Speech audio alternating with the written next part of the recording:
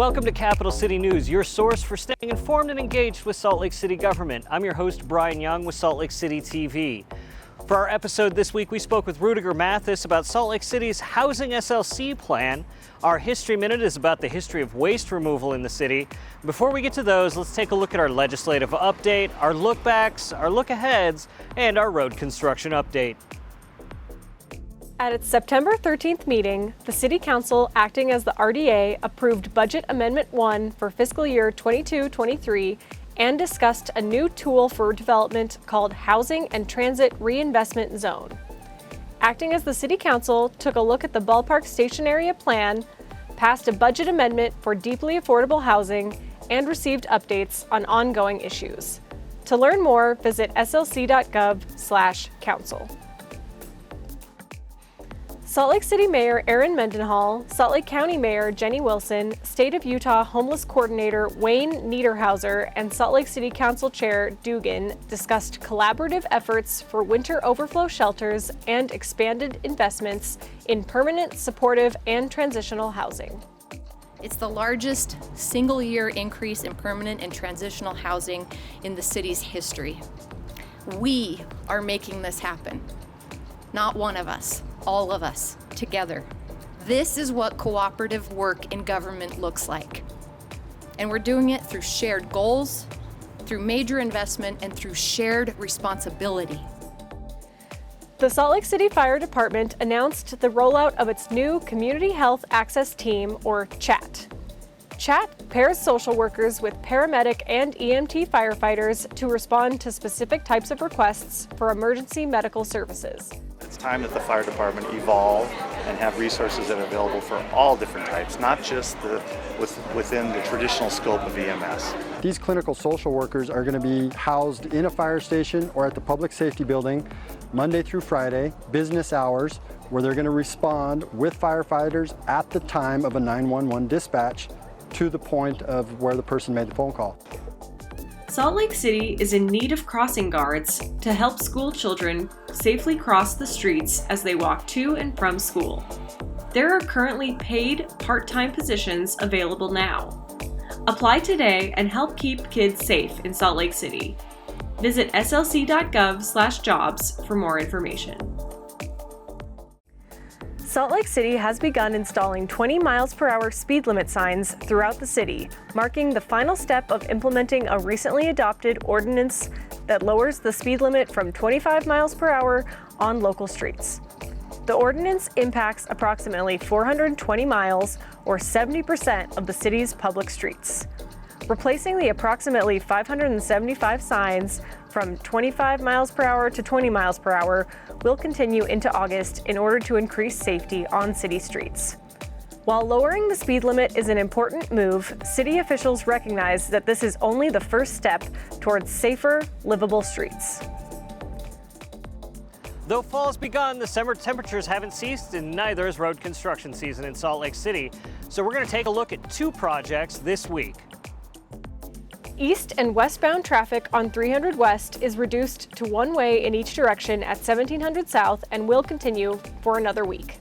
During this time, the traffic signal will switch to a flashing red to signal a four-way stop. To avoid delay or congestion, please consider 1300 South and 2100 South as alternate routes. No impacts to north and southbound travel lanes are anticipated during this time. And remember to continue to support the small local businesses along 300 West. When you support these businesses, take a photo, tag us, and use #SupportLocalSLC22. This month is your last chance to receive a Salt Lake City flag hat when you show us how you support local. The sections of the 300 North Pedestrian Bridge were delivered to the construction site. Crews began the process of splicing the sections together in preparation for the Crews began the process of splicing the sections together in preparation for the bridge placement, which took place on September 18th. Steel work also continues on the supporting steel beams for both towers and constructing steel stairs and landings. Due to the bridge delivery, the construction zone has been expanded westward, and there is no street parking on the west side of the project beginning at 540 West between September 12th and September 25th. Learn more at the project website. That's it for this week's road construction update. Remember to keep up to date on these projects or any other going on. Visit us at slc.gov/construction. For our interview this week, we spoke with Rudiger Mathis about Salt Lake City's Housing SLC plan, which allows you input on the future of the next 5 years of Salt Lake City's housing policy. A housing plan is important for a couple of reasons. The first is it is a state-required plan, and so to meet, the state's requirements, we do have to have one in place. But we also know that housing is a huge issue, especially right now. And if we don't have a plan, then it's going to be really hard to make things better for people. Right now, we're working on Housing SLC, which is the update to the city's 5-year housing plan. The previous plan, Growing SLC, was adopted in 2018, and it's expiring at the end of this fiscal year, so we need to get a new plan in place for that. So the housing plan should be really data-driven, right? So we're asking the community to provide input in this early stage so that we know what areas we should be focusing on, what types of policies and programs we should be implementing, so that over the next 5 years we can work on getting those off the ground. There are some things that the city kind of already does, and so some of that is finding out, should we keep doing these things, or should we try to grow out and expand them? Should we try to create new ordinances or policies that will help facilitate greater affordability in the city? So we really want this to be steered by the public, and we really want everybody to be involved. So as I mentioned, this is a 5-year housing plan. So this will govern kind of the city's policy on housing for the next 5 years. So now really is the time to be involved. If people have opinions or thoughts that they think should be done, now is the time to do that, because we haven't drafted anything yet. We don't have anything on paper. And we're sifting through all that information, and if we do it right now, the next 5 years will help us get, to the city that we want. And then, after that, the next 5-year plan will help us get even further down the road. So now is a really critical time. If we push hard, then we can get a lot done. Yeah, so right now we really want to drive people to the website where they can take a survey, they can find other ways to get involved. There's also where we post a list of our events that we're hosting.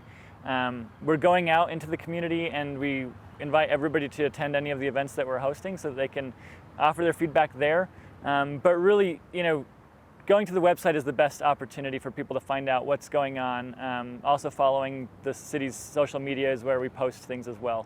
But our website would be great for people to get involved. It's time again to take a look back into Salt Lake City's past with our History Minute.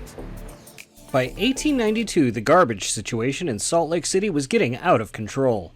Many residents from the east side of the city simply hauled their garbage to the west side and dumped it there for the working class folks to deal with.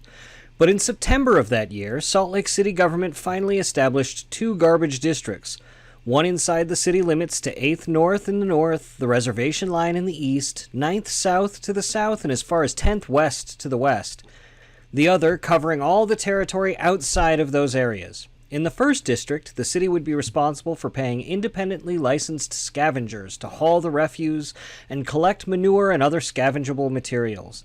In District 2, those same licensed scavengers would be paid by the residents and business owners themselves. 10 years later, the city tested its first garbage incinerator, hoping that burning the garbage would solve its public health problems, but it was found to be too expensive. In 1907, the city leased its first dedicated landfill, but it was also expensive to get to, so the scavengers and private residents and businesses in the city continued dumping waste on the west side. By 1915, the scavengers were done away with completely, and the County Board of Health hired a team of wagon haulers to cart the waste to the landfill. Salt Lake City's Streets Department would take over these functions officially in 1921, but the dumpster had yet to be invented, and a modern waste removal system, a precursor to what services Salt Lake City today, wouldn't be in place until the 1940s. That's it for another installment of Capital City News. Remember, the best way to stay engaged is to stay informed.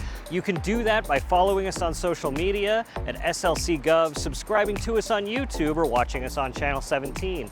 So reporting in from beautiful Library Square, I'm Brian Young.